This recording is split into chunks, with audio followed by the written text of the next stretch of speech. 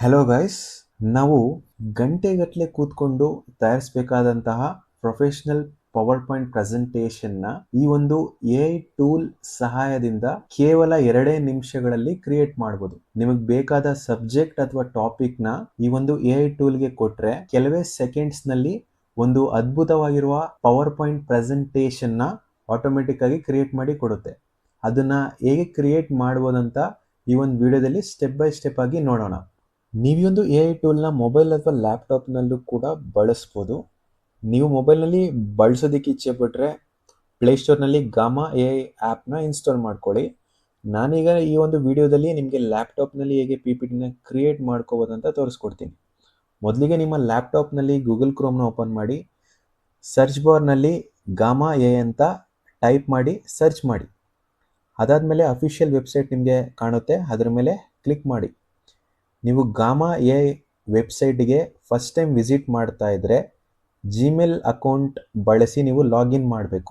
ಮೇಲ್ಗಡೆ login option ಕಾಣುತ್ತೆ, ಅದರ ಮೇಲೆ ಕ್ಲಿಕ್ ಮಾಡಿ, ಅಥವಾ ಕಂಟಿನ್ಯೂ ವಿತ್ ಗೂಗಲ್ ಮೇಲೆ ಕ್ಲಿಕ್ ಮಾಡಿ ನಿಮ್ಮ ಜಿಮೇಲ್ ಅಕೌಂಟ್ನಿಂದ ಲಾಗಿನ್ ಆಗಿ. ನೀವು ಲಾಗಿನ್ ಮಾಡ್ಕೊಂಡಾದ್ಮೇಲೆ ಗಾಮಾ ಎ ಐನ ಹೋಮ್ ಪೇಜ್ ಬಂದು ಈ ರೀತಿ ನಿಮಗೆ ಕಾಣಿಸ್ತಾ ಇರುತ್ತೆ. ಇಲ್ಲಿ ನಿಮಗೆ ಕೆಲವು ಆಪ್ಷನ್ ಕಾಣಿಸ್ತಾ ಇರುತ್ತೆ. ಮೊದಲನೇದು ಬಂದು ಜನರೇಟ್, ಎರಡನೇದು ಬಂದು ಪೇಸ್ಟ್ ಇನ್ ಟೆಕ್ಸ್ಟ್, ಮೂರನೇದು ಬಂದು ಕ್ರಿಯೇಟ್ ಫ್ರಮ್ ಟೆಂಪ್ಲೇಟ್, ಹಾಗೆ ನಾಲ್ಕನೇದು ಬಂದು ಇಂಪೋರ್ಟ್ ಫ್ರಮ್ URL. ಈ 4 ಆಪ್ಷನ್ ಏನು ಮಾಡುತ್ತೆ ಅಂತ ಮೊದಲು ನೋಡೋಣ. ಮೊದಲನೇದು ಬಂದು ಜನರೇಟ್. ನೀವು ಒಂದು ವರ್ಡ್ ಅಥವಾ ಒಂದು ಸಿಂಪಲ್ ಲೈನ್ ಕೊಟ್ಟರೆ ಸಾಕು, ನೀವು ಕೊಟ್ಟ ಟಾಪಿಕ್ಗೆ ಸಂಬಂಧಿಸಿದಂತೆ ಎ ಸ್ವತಃ ಒಂದು ಪವರ್ ಪಾಯಿಂಟ್ ಪ್ರೆಸೆಂಟೇಷನ್ನ ಕ್ರಿಯೇಟ್ ಮಾಡಿಕೊಡುತ್ತೆ. ಎರಡನೇದು ಪೇಸ್ಟ್ ಇನ್ ಟೆಕ್ಸ್ಟ್. ನಿಮ್ಮ ಹತ್ರ ಈಗಾಗಲೇ ಒಂದು ಸ್ಕ್ರಿಪ್ಟ್ ಅಥವಾ ಕಂಟೆಂಟ್ ಇದೆಯಾ, ಆ ಒಂದು ಕಂಟೆಂಟ್ ಅಥವಾ ಸ್ಕ್ರಿಪ್ಟ್ನ ಈ ಒಂದು ಆಪ್ಷನಲ್ಲಿ ಪೇಸ್ಟ್ ಮಾಡಿ ನೀವು ಕೊಟ್ಟಂಥ ಕಂಟೆಂಟ್ ರೆಫರೆನ್ಸ್ಗೆ ಗಾಮಾ ಎ ಒಂದು ಪ್ರೆಸೆಂಟೇಷನ್ನ ಕ್ರಿಯೇಟ್ ಮಾಡಿ ಕೊಡುತ್ತೆ. ಮೂರನೇದು ಕ್ರಿಯೇಟ್ ಫ್ರಮ್ ಟೆಂಪ್ಲೇಟ್.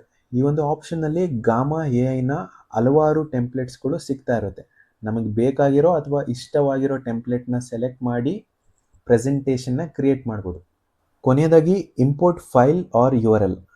ಇದರಲ್ಲಿ ನಿಮ್ಮ ಹತ್ರ ಇರುವ ವರ್ಡ್ ಡಾಕ್ಯುಮೆಂಟ್, PDF ಹಾಗೆ ಡಾಕ್ಯುಮೆಂಟ್ಸ್ಗಳ ಲಿಂಕ್ ಇದ್ದರೆ ಅದನ್ನು ಇಲ್ಲಿ ಇಂಪೋರ್ಟ್ ಮಾಡಿಕೊಂಡು ಪ್ರೆಸೆಂಟೇಷನ್ನ ಕ್ರಿಯೇಟ್ ಮಾಡ್ಬೋದು. ಈಗ ನಾವು ಮೊದಲನೇದಾದ ಜನರೇಟ್ ಆಪ್ಷನ್ನ ಬಳಸೋಣ. ಜನರೇಟ್ ಮೇಲೆ ಕ್ಲಿಕ್ ಮಾಡಿ. ಈಗ ನಿಮಗೆ ಒಂದು ಪ್ರಾಂಪ್ಟ್ ಬಾಕ್ಸ್ ಸಿಗುತ್ತೆ. ಈ ಒಂದು ಬಾಕ್ಸ್ನಲ್ಲಿ ನೀವು ಯಾವೊಂದು ಟಾಪಿಕ್ ಮೇಲೆ PPTನ ಮಾಡಬೇಕಂತ ನೀವಿಲ್ಲಿ ಟೈಪ್ ಮಾಡಬೇಕು. ಹಾಗಾಗಿ ನೀವು ನಿಮಗೆ ಬೇಕಾದ ಸಬ್ಜೆಕ್ಟ್ ಅಥವಾ ಟಾಪಿಕ್ನ ಈ ಒಂದು ಪ್ರಾಂಪ್ಟ್ ಬಾಕ್ಸ್ನಲ್ಲಿ ಟೈಪ್ ಮಾಡಿ. ಟೈಪ್ ಮಾಡಿದಾದ್ಮೇಲೆ ಇಲ್ಲೊಂದು ಕೆಳಗಡೆ ಆರೋ ಬಟನ್ ಕಾಣುತ್ತೆ, ಅದರ ಮೇಲೆ ನೀವು ಕ್ಲಿಕ್ ಮಾಡಬೇಕು. ನಾನು neural network topic with 10 to 15 slides ಅಂತ ಟೈಪ್ ಮಾಡಿದ್ದೀನಿ. ನನಗೆ ಈ ಒಂದು ಟಾಪಿಕ್ ಬಗ್ಗೆ PPT ಬೇಕು, ಹಾಗಾಗಿ ನಾನು ಈ ಒಂದು ಟಾಪಿಕ್ ನೇಮ್ನ ಟೈಪ್ ಮಾಡಿ ಇಲ್ಲಿ ಕಾಣುವ ಆರೋ ಬಟನ್ ಮೇಲೆ ಕ್ಲಿಕ್ ಮಾಡ್ತೀನಿ. ಈ ಒಂದು ಎ ಐ ಟೂಲ್ ಬಂದು ನಿಮಗೆ ಅಡಿಷ್ನಲ್ ಇನ್ಫಾರ್ಮೇಷನ್ಸ್ನು ಕೂಡ ಕೇಳ್ಬೋದು. ಯಾಕಂದರೆ PPTನ ತಯಾರು ಮಾಡಬೇಕಾದ್ರೆ ಅದಕ್ಕೆ ಅಡಿಷ್ನಲ್ ಇನ್ಫಾರ್ಮೇಷನ್ ಬೇಕಾಗಿರುತ್ತೆ. ಹಾಗಾಗಿ ಮೊದಲಿಗೆ ನನ್ನ ಕೇಳ್ತಾ ಇದೆ, so what is your audience ಅಂತ. ನನ್ನ ಆಡಿಯನ್ಸ್ ಬಂದು ಎಸ್ಪೆಷಲಿ ಸ್ಟೂಡೆಂಟ್ಸ್ ಹಾಗೆ ಲರ್ನರ್ಸ್ ಆಗಿರ್ತಾರೆ. ಹಾಗಾಗಿ ನಾನು ಕೆಳಗಡೆ ಮೂರನೇ ಆಪ್ಷನ್ನ ಸೆಲೆಕ್ಟ್ ಮಾಡ್ಕೊತೀನಿ. ಹಾಗೆ ನೆಕ್ಸ್ಟ್ ಬಟನ್ ಮೇಲೆ ಕ್ಲಿಕ್ ಮಾಡ್ತೀನಿ. Next which aspects of your neural networks matter most ಅಂತ ಕೇಳುತ್ತೆ. ನಾನಿಲ್ಲಿ ಕೆಲವು ಆಪ್ಷನ್ನ ಸೆಲೆಕ್ಟ್ ಮಾಡಿ ನೆಕ್ಸ್ಟ್ ಮೇಲೆ ಕ್ಲಿಕ್ ಮಾಡ್ತೀನಿ. ಇವಾಗ ವಾಟ್ ಟೋನ್ ವರ್ಕ್ಸ್ ಬೆಸ್ಟ್ ಅಂತ ಕೇಳುತ್ತೆ. ನಾನಿಲ್ಲಿ ಎಜುಕೇಷನಲ್ ಆ್ಯಂಡ್ ಎಕ್ಸ್ಪ್ಲನೇಟರಿ ಅಂತ ಸೆಲೆಕ್ಟ್ ಮಾಡಿ ನೆಕ್ಸ್ಟ್ ಮೇಲೆ ಕ್ಲಿಕ್ ಮಾಡ್ತೀನಿ. ಇವಾಗ ಲಾಸ್ಟ್ ಸ್ಟೆಪ್ ಬಂದು ರಿವ್ಯೂವರ್ ಸೆಲೆಕ್ಷನ್ಸ್ ಅಂತ. ಇವಾಗ ನಾನು ಬಂದು ಪ್ರೊವೈಡ್ ಮಾಡಿದಂಥ ಅಡಿಷ್ನಲ್ ಇನ್ಫಾರ್ಮೇಷನ್ ಸರಿ ಇದೆಯಾ ಅಂತ ಕ್ರಾಸ್ ವೆರಿಫೈ ಮಾಡಬೇಕು. ಇದೆಲ್ಲ ಮಾಡಾದ್ಮೇಲೆ ಕಂಟಿನ್ಯೂ ಬಟನ್ ಮೇಲೆ ಕ್ಲಿಕ್ ಮಾಡಬೇಕು. ಇವಾಗ ಬಂದು ಆ್ಯಕ್ಚುಯಲ್ PPT ಪ್ರೆಸೆಂಟೇಷನ್ನ ಎ ಐ ಏಜೆಂಟ್ ಬಂದು ಪ್ರೊಸೆಸ್ ಮಾಡುತ್ತೆ. ಅಂದರೆ ನಾನು ಪ್ರೊವೈಡ್ ಮಾಡಿರೋ ಟಾಪಿಕ್ಗೆ ಈ ಒಂದು ಗಾಮಾ ಎ ಐ ಬಂದು PPT ಪ್ರೆಸೆಂಟೇಷನ್ನ ಕ್ರಿಯೇಟ್ ಮಾಡೋದಕ್ಕೆ ಸ್ಟಾರ್ಟ್ ಮಾಡುತ್ತೆ. ನಿಮಗಿಲ್ಲಿ ಕಾಣಿಸ್ತಾ ಇದೆ ಅಲ್ವಾ, ಸ್ಲೈಡ್ಸ್ ಎಲ್ಲ ಆ್ಯಡ್ ಆಗ್ತಾ ಹೋಗ್ತಾ ಇದೆ. ಹಾಗೆ ರೈಟ್ ಸೈಡ್ನಲ್ಲಿ ನೀವು ಥೀಮ್ ಕೂಡ ಸೆಲೆಕ್ಟ್ ಮಾಡ್ಬೋದು.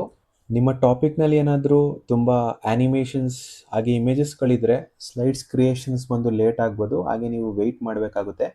ಇಲ್ಲಿ ನಾನು ಸೆಲೆಕ್ಟ್ ಮಾಡಿರೋ ಟಾಪಿಕ್ ಬಂದು ಸ್ಲೋ ಜನರೇಟ್ ಆಗ್ತಾ ಇದೆ. ನನಗೆ 10 to 15 ಸ್ಲೈಡ್ಸ್ ಬೇಕಂತ ಪ್ರಾಂಪ್ಟ್ನ ಕೊಟ್ಟಿದೆ, ಆದರೆ ಇಲ್ಲಿ 11 ಸ್ಲೈಡ್ಸ್ನ ಕ್ರಿಯೇಟ್ ಮಾಡಿ ಕೊಟ್ಟಿದೆ.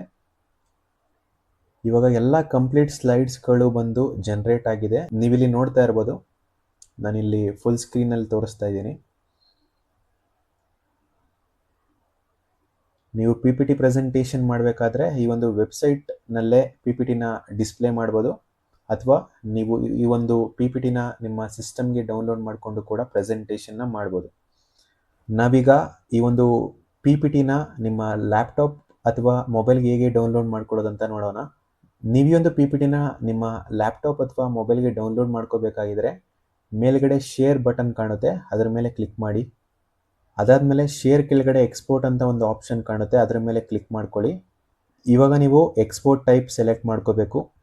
ನೀವು ಪಿ ಡಿ ಎಫ್ ರೀತಿ ಡೌನ್ಲೋಡ್ ಮಾಡ್ಕೊತೀರಾ, ಪಾಯಿಂಟ್ ರೀತಿ ಡೌನ್ಲೋಡ್ ಮಾಡ್ಕೊತೀರಾ ಅಂತ ಸೆಲೆಕ್ಟ್ ಮಾಡಿ. ನಾನಿಲ್ಲಿ ಪವರ್ ಪಾಯಿಂಟ್ ಫಾರ್ಮ್ಯಾಟ್ನಲ್ಲಿ ಡೌನ್ಲೋಡ್ ಮಾಡ್ಕೊತಾ ಇದ್ದೀನಿ. ಇವಾಗ ಪಿ ಪಿ ಟಿ ಬಂದು ಸಕ್ಸಸ್ಫುಲ್ ಆಗಿ ನನ್ನ ಲ್ಯಾಪ್ಟಾಪ್ ಒಳಗಡೆ ಡೌನ್ಲೋಡ್ ಆಗಿದೆ. ನಾನು ಇವಾಗ ಡಬಲ್ ಕ್ಲಿಕ್ ಮಾಡಿ ತೋರಿಸ್ತೀನಿ. ಹಾಗೆ ನಿಮ್ಗೇನಾದರೂ ಈ ಒಂದು ಪಿ ಪಿ ಟಿಲಿ ಚೇಂಜಸ್ನ ಮಾಡಬೇಕಾಗಿದ್ರೆ, ಅಂದರೆ ಏನಾದರೂ ಆಲ್ಟ್ರೇಷನ್ನ ಮಾಡಬೇಕಾಗಿದ್ರೆ ನೀವು ಮೈಕ್ರೋಸಾಫ್ಟ್ ಪವರ್ ಪಾಯಿಂಟಲ್ಲಿ ಈಸಿಯಾಗಿ ಮಾಡ್ಬೋದು. ಈ ವಿಡಿಯೋ ನಿಮ್ಗೇನಾದರೂ ಯೂಸ್ಫುಲ್ ಆಗಿದ್ರೆ ಈ ಒಂದು ವಿಡಿಯೋನ ಲೈಕ್ ಮಾಡಿ, ಶೇರ್ ಮಾಡಿ, ಹಾಗೆ ನನ್ನ ಚಾನಲ್ಗೆ ಸಬ್ಸ್ಕ್ರೈಬ್ ಮಾಡ್ಕೊಳ್ಳಿ ಅಂತ ಕೇಳ್ಕೊತೀನಿ. Thank you.